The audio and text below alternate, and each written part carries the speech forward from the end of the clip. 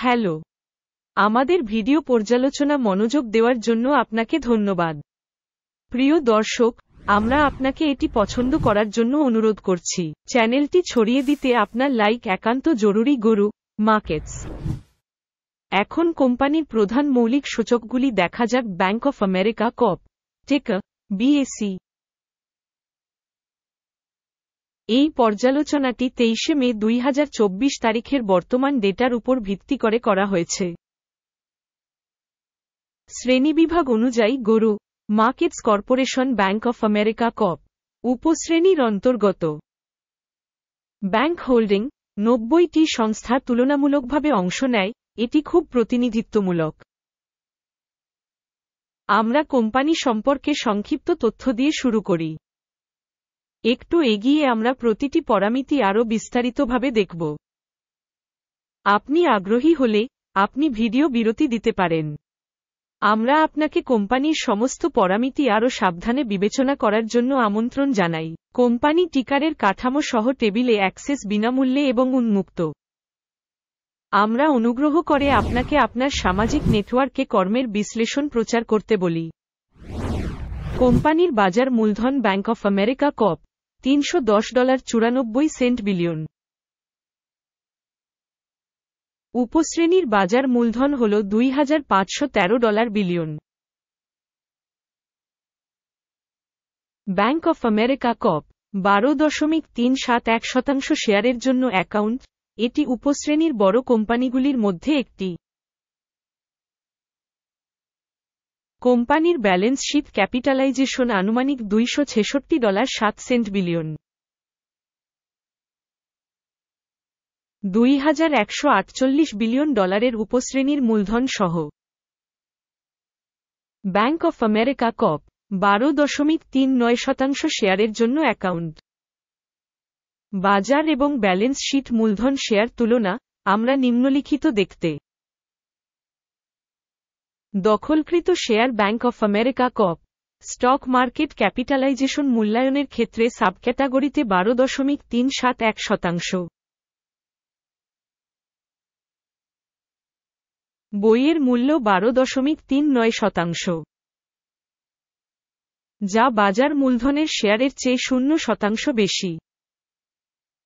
উপশ্রেণীতে কোম্পানির বাজারের শেয়ার এবং বইয়ের মূল্যের মূল্যায়ন। ভালো 1 পয়েন্ট। কোম্পানির চূড়ান্ত মূল্যায়ন ব্যাংক অফ আমেরিকা কপ পর্যালোচনা একেবারে শেষে উপস্থাপন করা হবে। সম্পূর্ণ বিশ্লেষণের অগ্রগতি তাকান দয়া করে। অধ্যয়নের অধীনে কোম্পানির আর্থিক দায় $611.972 বিলিয়ন। ব্যালেন্স শীট মূলধনের ঋণের পরিমাণ মূলধনের 230%। কোম্পানির ঋণ স্তরের ফলাফল খুব খারাপ -2 পয়েন্ট। কোম্পানির বাজার মূল্য থেকে আয়ের অনুপাত 13.7। 9.9 এর উপশ্রেণীতে গড় সহ, এটি উপশ্রেণীর গড় থেকে 28% বেশি। উপশ্রেণীর কোম্পানির সাথে তুলনা করে কোম্পানির স্টক মার্কেট ভ্যালু থেকে লাভের অনুপাতের মূল্যায়ন। খারাপ -1 পয়েন্ট। গত 12 মাসে লাভের পরিমাণ $23,352 মিলিয়ন। পরবর্তী 12 মাসের জন্য প্রত্যাশিত আয় $27,587 মিলিয়ন হতে পারে বলে আশা করা হচ্ছে। এখন থেকে 18.1% বেশি। উপশ্রেণীর সাথে তুলনা করে আনুমানিক ভবিষ্যৎ লাভ সূচকের একটি মূল্যায়ন। ভালো 0.5 পয়েন্ট। কোম্পানির মূল্য থেকে রাজস্ব অনুপাত হল 1.7। উপশ্রেণীর গড় হল 1.3, যা উপশ্রেণীর গড় থেকে 31% বেশি। উপশ্রেণীর সূচকগুলির সাথে তুলনা করে রাজস্ব সূচকে কোম্পানির বাজার মূল্যের মূল্যায়ন। সহনীয় -0.5 পয়েন্ট। গত 12 মাসের জন্য রাজস্ব ছিল $1,83,280 মিলিয়ন। আগামী 12 মাসের জন্য প্রত্যাশিত রাজস্ব $216.520 মিলিয়ন হতে পারে বলে আশা করা হচ্ছে। এটি বর্তমানের তুলনায় 18% বেশি। উপশ্রেণীর কোম্পানিগুলির সূচকগুলির সাথে তুলনা করে অনুমান ভবিষ্যতের রাজস্বের মূল্যায়ন। ভালো, 0.5 পয়েন্ট। আপনি যদি এই ধরনের বিশ্লেষণে আগ্রহী হন, এই ক্ষেত্রে অনুগ্রহ করে আমাদের চ্যানেলটি সাবস্ক্রাইব করুন এবং বেলটিতে ক্লিক করুন। এটি আপনার জন্য বিনামূল্যে, এটি আপনিই যিনি প্রকল্পটি ছড়িয়ে দিতে ব্যাপকভাবে সাহায্য করবেন। গুরু মার্কেটস। আপনার সাবস্ক্রিপশনের জন্য আপনাকে ধন্যবাদ। মার্জিন হল 12.7%, উপশ্রেণীতে গড় 13.4%। উপশ্রেণী গড় এবং কোম্পানির কর্মক্ষমতা মধ্যে পার্থক্য 0.7%। উপশ্রেণীর সূচকের তুলনায় প্রান্তিকতার মূল্যায়ন সহনীয় 0 পয়েন্ট। সাবক্যাটাগরিতে কর্মচারীর সংখ্যা অনুসারে কোম্পানির শেয়ার 8.648%। এটি বাজার মূলধনের শেয়ারের চেয়ে 43% কম।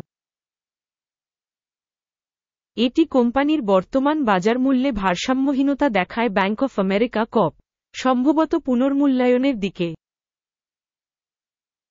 কোম্পানির কর্মচারী প্রতি বাজার মূলধনের পরিমাণ $1,460,000 সমান এবং উপশ্রেণীতে $1,20,000। উপশ্রেণী গড় এবং কোম্পানির কর্মক্ষমতা মধ্যে পার্থক্য 43.1%।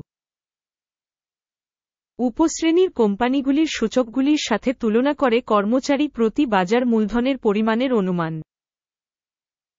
সহনীয় 0 পয়েন্ট। কর্মচারী প্রতি লাভের পরিমাণ $109.6 উপশ্রেণীতে গড় সহ $102.7 উপশ্রেণী গড় এবং কোম্পানির কর্মক্ষমতা মধ্যে পার্থক্য 7%। উপশ্রেণীর কোম্পানিগুলির সূচকগুলির সাথে তুলনা করে কর্মচারী প্রতি লাভের অনুমান। ভালো, 0.5 পয়েন্ট। প্রতি কর্মী প্রতি কোম্পানির বিক্রয় পরিমাণ $860,000। উপশ্রেণী দ্বারা $766,000। উপশ্রেণী গড় এবং কোম্পানির কর্মক্ষমতা মধ্যে পার্থক্য 12%। উপশ্রেণী বিক্রয়ের তুলনায় পৃথক কর্মচারী প্রতি আনুমানিক বিক্রয়। ভালো, 0.5 পয়েন্ট। শেয়ার শর্ট করা হয়েছে 0.9%, সাবক্যাটাগরির গড় 1.7%-এর তুলনায়। এটি একটি সংক্ষিপ্ত চাপের ঝুঁকির একটি মূল্যায়ন। সূচক RSI 14 কোম্পানির জন্য 68% একটি স্তর দেখায় ব্যাংক অফ আমেরিকা কপ। উপশ্রেণীর জন্য RSI স্তর 14 হল 55%। সম্ভাব্যভাবে উপশ্রেণীর শেয়ারের মূল্য কোম্পানির তুলনায় কম ব্যাংক অফ আমেরিকা কপ। কোম্পানির শেয়ার মূল্য গতিশীলতা তুলনা ব্যাংক অফ আমেরিকা কপ এবং উপশ্রেণী শেয়ার। আমরা দেখতে পাচ্ছি যে গত 12 মাসে কোম্পানির শেয়ার ব্যাংক অফ আমেরিকা কপ 40.3% পরিবর্তন দেখায়। উপশ্রেণীর জন্য মূল্য গতিশীলতার বিপরীতে 26.7%। এটি নিশ্চিতভাবে কিছু বলে না, তবে আমাদের এই সত্যটি বিবেচনায় নেওয়া দরকার। মোট স্কোর দেখানোর আগে, দয়া করে কোম্পানির শেয়ার আপনার মূল্যায়ন ছেড়ে ব্যাংক অফ আমেরিকা কপ। এই ভিডিওর মন্তব্যে মোট ফলাফল নিম্নরূপ: 10 পয়েন্টের মধ্যে বিয়োগ 0.5। উপশ্রেণীর গড় স্কোর হল 1.4 পয়েন্ট।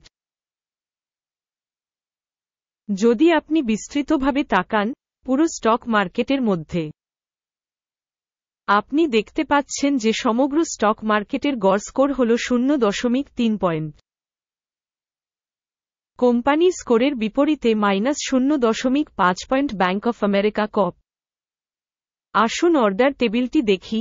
যা উপলব্ধ, এটির লিঙ্কটি পিন করা মন্তব্যে রয়েছে। অর্ডার টেবিলে রেফারেন্স মূল্যায়ন সিস্টেমের দ্বারা করা সমস্ত সিদ্ধান্ত রয়েছে গরু মার্কেটস। অর্ডার টেবিলে অ্যাক্সেস একেবারে বিনামূল্যে এবং বিনামূল্যে পিন করা মন্তব্যে লিঙ্ক। স্টক মূল্যায়নের উপর ভিত্তি করে ব্যাংক অফ আমেরিকা কপ। তথ্য এবং রেফারেন্স সিস্টেম গরু মার্কেটস নিম্নলিখিত সিদ্ধান্ত নেওয়া হয়েছিল। যে কারণে একটি চুক্তি খুলুন না ব্যাংক অফ আমেরিকা কপ। এটি উপশ্রেণীর মধ্যে একটি অবমূল্যায়িত কোম্পানি নয়। এই ভিডিওটি দেখার জন্য এবং থেকে সাহায্য সিস্টেম ব্যবহার করার জন্য আপনাকে অনেক ধন্যবাদ গরু মার্কেটস। আপনি সবাই সত্যিই দুর্দান্ত দর্শক।